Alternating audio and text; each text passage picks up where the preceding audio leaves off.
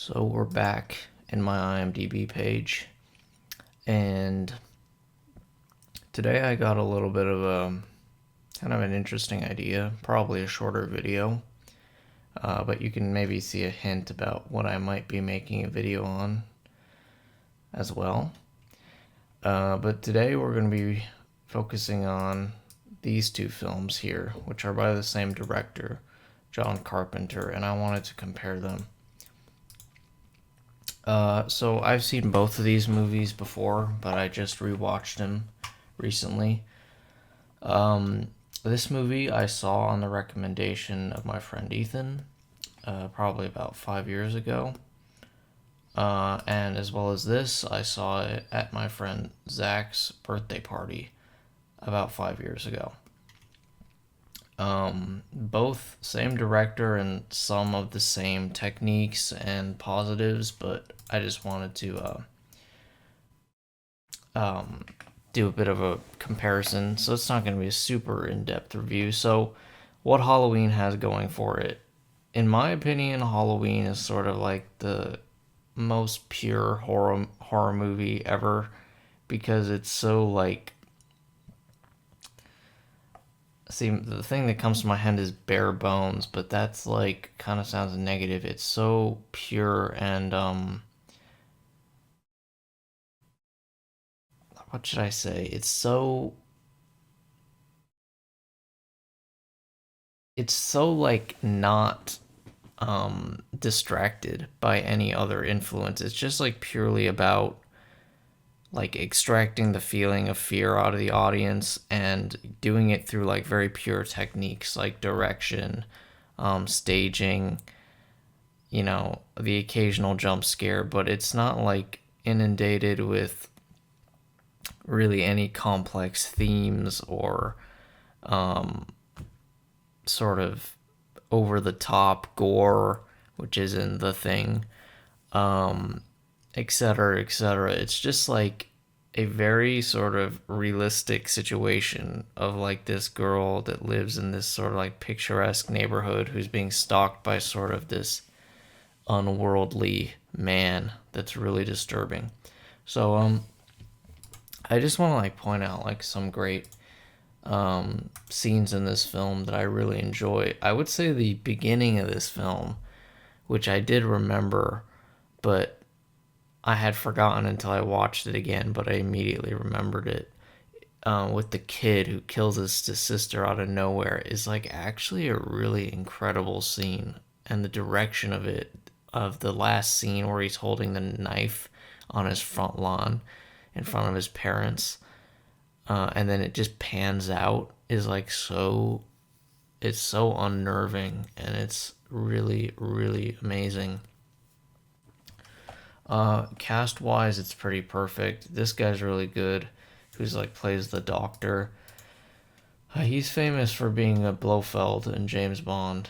I don't know if they have a pic of him. Oh yeah, he was in Great Escape, which I liked, but I thought was pretty overrated. Um, yeah, he's Blofeld. I can't find him anywhere, but that's his most famous role. Jamie Lee Curtis was really good in this film. Um, and yeah, everyone else is like pretty solid. So let's see. Is there anything else about the plot I want to talk about? Because I don't really think it's really simple. It's just like a woman that's being like followed by a killer, and essentially everything in this movie I would say is a huge build up.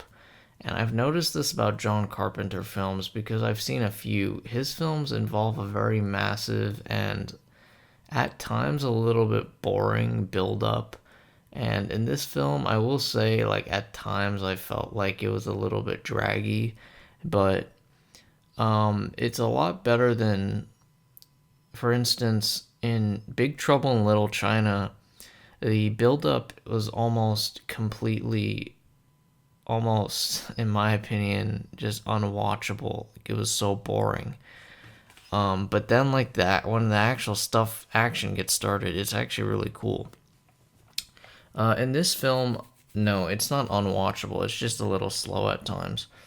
And yeah, you like sort of build up her relationships, you learn who she is, kind of, but then there's this guy with a mask that's like she keeps making eye contact with, and it's very unsettling. And then it goes on, and the film sort of ends up in this situation where her and her friend are babysitting for two opposite families, and they're like right across the street from each other.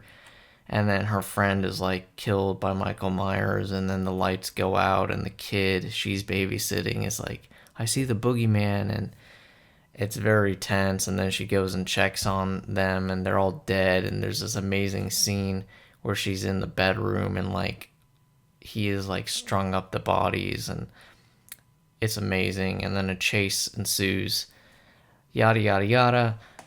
She survives, the guy falls out the window, he gets shot, but then the film ends with a cliffhanger of the body disappears, and then it plays famous the famous song that's like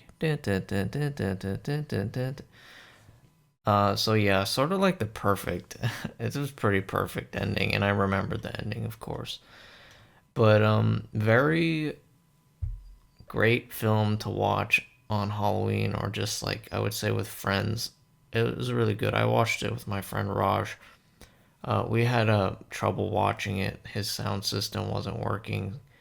Other than that, which was kind of frustrating, it was really fun, and I enjoyed watching it. And the things that stand out about this film, like I said, is really remarkable and perfect direction. Not only like at times it can be like very aesthetically pleasing and beautiful in terms of like shooting the town, which like felt very homey, but like the use of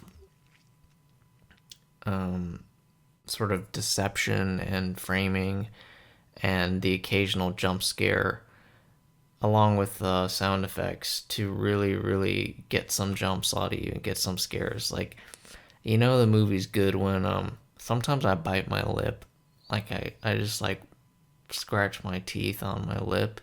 But like when I was watching this movie, I was like, okay, you can't do that too much, because if there's a jump scare, you'll bite down on your lip, and then that'll be really painful for you. So, yeah, I give this a seal of approval. It's a very good film. I would say definitely the best John Carpenter film, but I guess that's a controversial opinion. Let me tell you which John Carpenters I've seen. He's like, here's what his movies are. They're all like quite well directed, but a lot of them are weird, minus Halloween, like either really over the top special effects, but like good stuff and all practical. And they all have like very long introductions. So the ones I've seen, Halloween, this, which I thought was pretty damn overrated. It's good. Let's see if I rated it. Oh no, I never rated it. But it's probably like a 7.5 or something. It's like it's it's good, but it's just a waste of time. It's really boring. Um, where is his other films? Okay, director. There you go. So I've seen Escape from New York. I have seen Halloween. I have seen The Thing, and I have seen Where is Big Trouble in Little China. Oh, there. I've seen Big Trouble, which like I said, after you get past the very boring introduction, is quite cool and fun. And like I said, very weird special effects, very strange action, but if you can put yourself in the right mindset and you're a cool guy, I mean, you could watch it and have some fun. Another thing I like about his movies is Kurt Russell, which I've actually like gotten to really like him over the past like maybe 2 years or 3 years. I really love him in any action film, really, but I also like him a lot in Guardians of the Galaxy 2, which I thought like he was actually a fantastic actor in that. So he's one of my favorite actors, and that moves us into The Thing, which is coming up right here. So the thing, like I said, I watched this at my friend Zach's birthday party in 2020. Oh no, sorry, 2021. He's born in January. So and I watched it and I thought that like it was a good movie, but like I was kind of disappointed where I thought it would be a lot better than it was. And I always kept in the back of my mind though, like you got to watch that again because there might be something there that is worth, kind of reabsorbing. Sorry, I just paused for a second. I had a hangnail. I wanted to bite it off. Um, but yeah, like I always kept in my mind, like, yeah, you should watch that again. And tonight I did, like 30 minutes ago, I just finished. And unfortunately, my first assumptions were correct. I think the movie's very overrated. I think it's a good movie, no doubt, and I do like the scenario. I like the over the top special effects. They're very fun to watch, but they do kind of get some laughs at times. So I don't know if that's good or bad, but I think it's fun to watch. And like I said, I like Kurt Russell a lot, but the plot of this movie is really simple. It's basically like a crashed alien aircraft is sort of awakened by these Norwegian guys, and then the film starts with them trying to shoot a dog out of a helicopter. You don't know why. Gradually, you sort of understand that these aliens like possess people, like assimilate them, and then they turn into big monsters. And the whole thing is about um, who can you trust, who not. Kind of like Monsters Are Due on Maple Street, if you remember that, the Twilight Zone episode, but frankly, that's way better. Um, it's actually basically the exact same idea. And, like, yeah, it is entertaining to watch. It's a good mystery. It's got some scares in there, but the whole twist at the end of, like, him not or him smiling when the guy drinks the alcohol, like I do like that twist a lot and I like the ending for sure, but there's a part of me that just wishes it was built up more. It's really built up quite thinly to where like you almost have to like watch a YouTube video to like know, which I'm aware of this I don't remember who told me, but it must have been Zach. Um, but yeah, it's like it should have been built up more, and I'm not saying it had to like spell it out for you, like, but it should have just been a bit more. But I did like the ending this time, and I smiled. And once again, this film is really fantastically directed. Not only the beautiful landscape shots of Antarctica, which was cool. It's shot in Antarctica, which is pretty unique. But also like the scenes at night were really well made, but also like the scenes with the dog I thought were really fantastic. Like it made the dog seem very creepy. Like he was very um like strange. Like he would just stare off in random directions and then he would use the camera like really low to mimic the dog's movements. And then just general, like I said, camera movements, like framing, etc., all really fantastic. But comparing the two movies for me, Alien is like, not Alien, sorry. Speaking of Alien, I think Alien on unmistakably inspired this movie. I don't know if that's a matter of public record, but I don't see how the thing isn't like a. You know how like Die Hard inspired a bunch of like rip-off movies like Air Force One, Cliffhanger, etc. Like a bunch of different. Is it called Cliffhanger? Yeah, there's like a bunch of different movies like about a guy stuck in a claustrophobic situation, and it's a hostage movie. But to me, The Thing is really a reboot, not reboot, kind of like a, I don't want to say rip off, but it's heavily inspired by Alien because it's the same really, really dangerous and over the top sort of villain that's kind of unseeable. But Alien is, to my opinion, much more serious and works a lot better with the tension. Now, comparing the two movies, I'm sorry I keep getting distracted. To me, Halloween is really quite. It's just like a perfect horror film. And I don't mean it based on like perfect plot or perfect character development. I mean, if you want scares, it's the perfect movie. And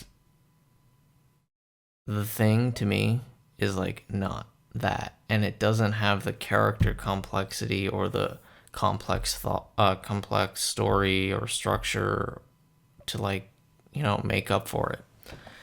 Um, and also, to me, like, I don't know, it's like the character in Halloween, the girl, like, you do, like, genuinely feel like you're kind of in her shoes. And you can feel, like, the dread when she loses her friends or when she's being chased by Michael Myers. I almost said Hannibal, which I've been watching the Hannibal TV show, which I think I'm going to do a review on that. I really want to do that. But yeah, like you felt the character in Halloween, but Kurt Russell, as much as I like the actor, and I think he's very cool, but his actual character in this film, like I didn't feel his dread or anything. Like I didn't feel like he was close to any of the characters. Like why does like I didn't feel like why I should care if his friends die because he didn't feel like he had a compelling relationship with anybody. Neither was he like super interesting to where I really cared that he was infected at the end. So that's like all things that work against this film. But having said that, it is a good movie, but people that like really hold this movie up as a horror classic, in my opinion, are crazy. Let's look at a list of like great horror films. Like I'm no expert on horror films, believe it or not. The first horror movie I ever watched, well, was It, which is a good memory, but um, yeah. So I'm no expert, but I'll tell you that like my favorite horror movie is The Shining, and that to me is a classic. I don't see how like holding The Thing up even works. Oh yeah, like Jaws is another like far superior horror film. Psycho is much superior. Exorcist much superior. I've never seen this, but I believe my friend said it was good. I believe Ethan's seen that. Or was that the one he said was terrible? He said one was terrible. I don't remember which one it was. But we can go through this list. This I haven't seen, but I hear it's great. Never seen this. Nope. Nope. Okay. How is this number 9? I've heard about this movie. It's very disgusting. So I don't think that should be on a list. I want to see this really bad. Oh yeah, see, like Alien, that's a horror classic right there. That's a movie that will like stick with me forever. The Thing is just like a good movie that like, you know, it's kind of like iconic, I guess, but and Silence of the Lambs, I don't really consider it a horror movie. I consider it a psychological thriller just because like it's like a detective movie. But if you consider it a horror movie, like yeah, it's like that's basically with The Shining my two favorite, but I don't consider it horror. Oh my god. My cousin forced me to watch this piece of shit movie when I was like 10 or something. It is very, very shit. Don't know. Yeah, that's fair. It should be in a list. Halloween. Very good. Oh, this is an absolute L. How can it be 18? Nope. Oh, you Get Out. Another really good movie. I wouldn't consider it a classic, but it's like a probably a great film. Maybe like just about nine out of 10. Um. Oh, Dawn of the Dead. Isn't that Is that a sequel to Evil Dead, which is another like very good horror film that my friend recommended me? I like that.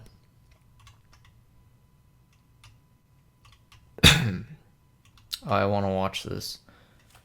I think this is. Well, no, I want to watch the one that is with Christopher Lee. Let's see. Yeah, I don't know any of these. Evil Dead. I've seen the first one. It's a very good movie. This movie, it's a good movie, but completely forgettable to me. Like, I forgot everything about this movie except the ending, which is really iconic. But good movie. Let's see what I rated it.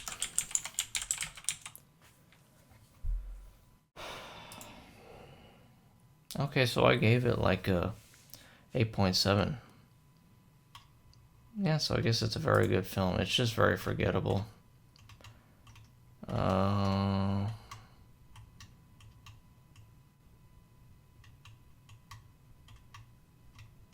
oh, Manhunter, I want to see. That's the Silence of the Lambs other movie.